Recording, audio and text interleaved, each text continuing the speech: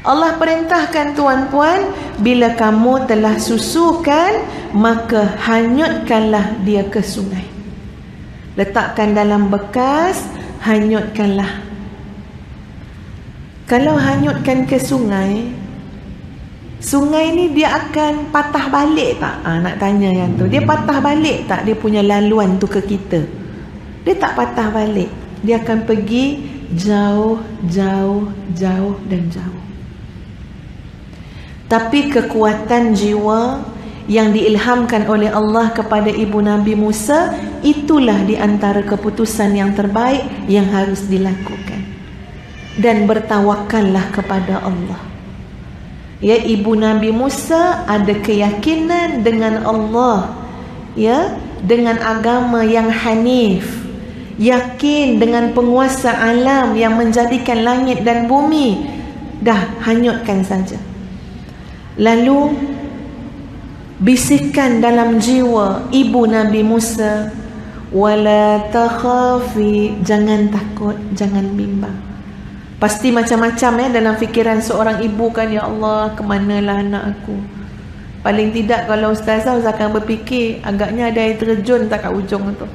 Ya, sebab sungai kan, kalau kena yang dekat muara ke apa air terjun, terbalik tak anak aku, ya Allah, masuk air tak? Paling tak itulah fikiran kita. Ikan ke, buaya ke apa ke, ya,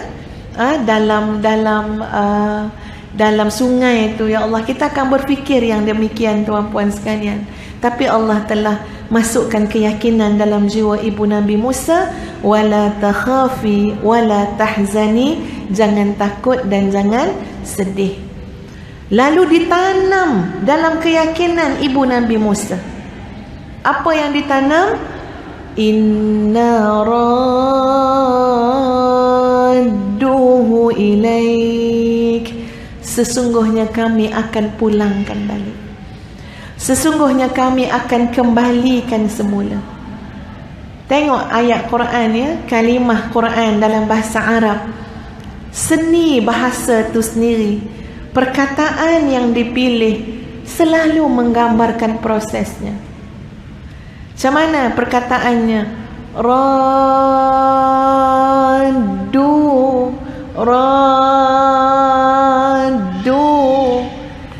Kalau kita terjemah, ambil intonasi yang sama dengan bahasa Arab tu, maksudnya macam ni. Kami akan pulangkan, panjang. Ya, kami akan kembalikan, panjang. Macam kita cakap dengan orang nak bagi dia yakin, nak bagi ni, kita kata iya kak, kita akan pulangkan balik. Nak tekan tu, malah panjangnya tu, radduhu ilaik, menggambarkan prosesnya masih panjang. Prosesnya masih panjang, kena sabar.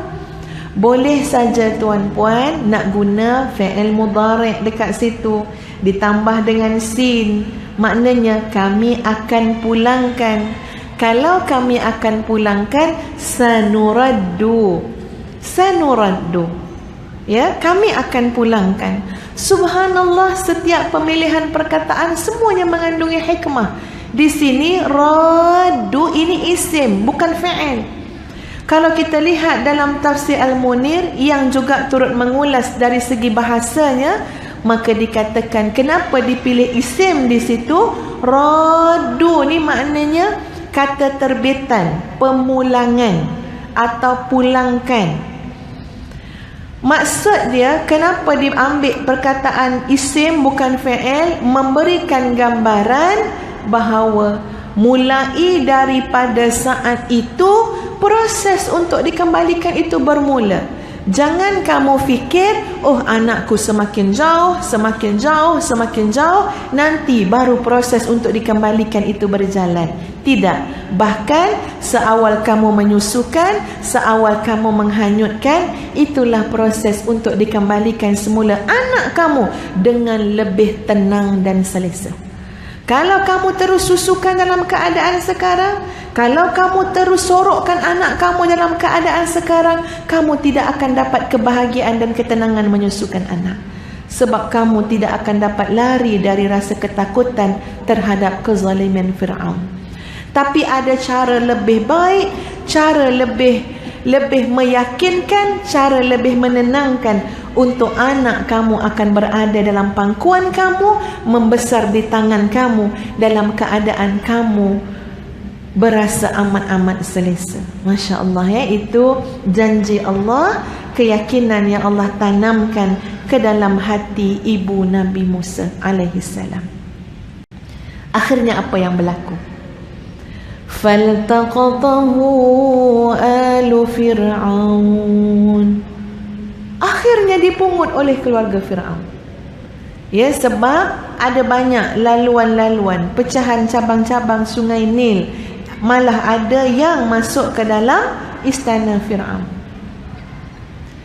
Dan ditakdirkan oleh Allah, peti itu, bayi itu masuk dalam laluan itu. Dipungut oleh siapa? Keluarga Fir'aun. Paling tak nak, ibu ni paling tak nak siapa yang jumpa, siapa-siapa yang dekat dengan Fir'aun. Biarlah dijumpa oleh orang lain, biarlah dijumpa oleh petani, tak apa, jangan keluarga Fir'aun.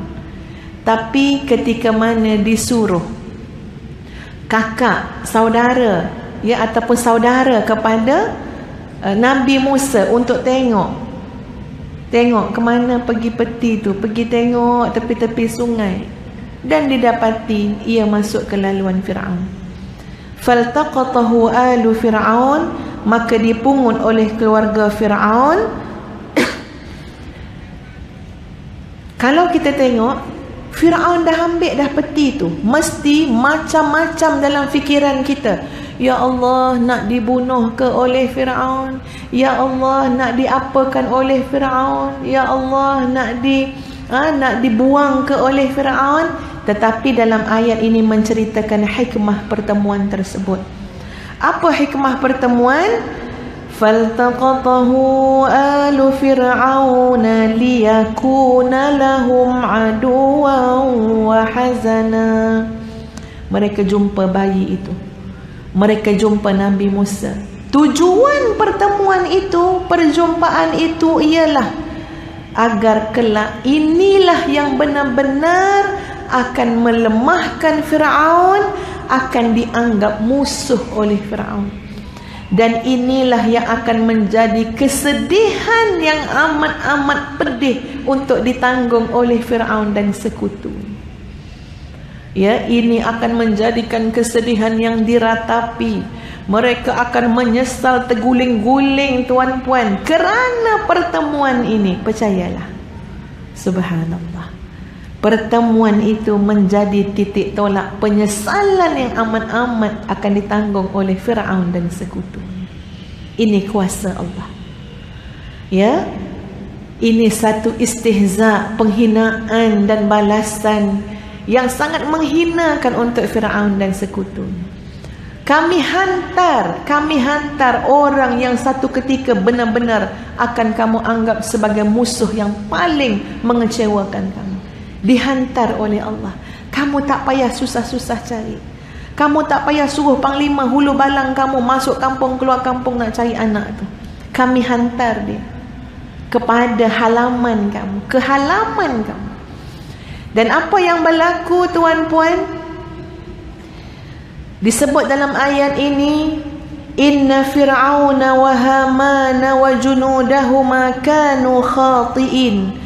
Sesungguhnya Fir'aun dan Haman bersama bala tenteranya adalah orang yang bersalah.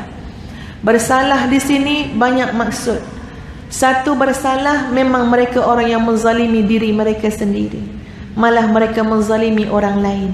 Satu lagi maksud kanu khati'in, mereka tersalah strategi, mereka salah tanggapan, mereka salah cara. Kanu khati'in, mereka benar-benar bersalah. Wa qalat imra'atu fir'auna qurratu 'ainin li wa lak.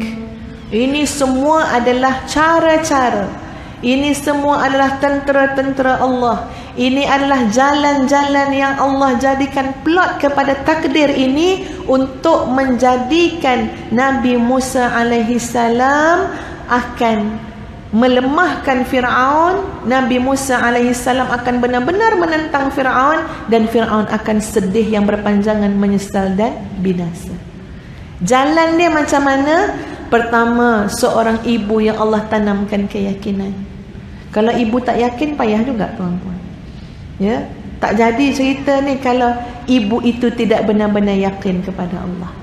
Dengan izin Allah, dengan hikmah yang sangat besar, dengan kekuasaan Allah, bermula dengan seorang ibu yang beriman, yang yakin dengan janji Allah. Ini pentingnya ibu-ibu ya, para wanita, ya, menjadi wanita yang beriman kepada Allah.